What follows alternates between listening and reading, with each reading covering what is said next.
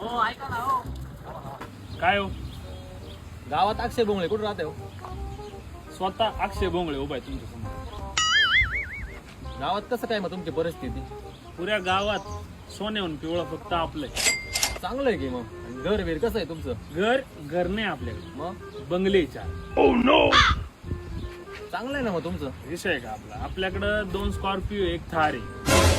बरोबर. आणि मागच्या आहे ना आपल्याकडे 5 पाटील की आपल्याकडे होते आपल्या घरात. लय चांगलं आहे मग तुमचं तर. आपलं नादच नाही करायचं. पण तुम्ही गावला विचारायले काही नाही, ते घरकुल योजनेसाठी तुमचं नाव आलं. बोललं विचारू गावात कोणाला तुमचं कसं काय काय नाही. पण तुमचं तर चांगलं आहे भाऊ. अहो मला आहे ना फेकायची सवय हो. माझं काही चांगलं नाही. अंडरपॅन्ट पण फाटेल आहे.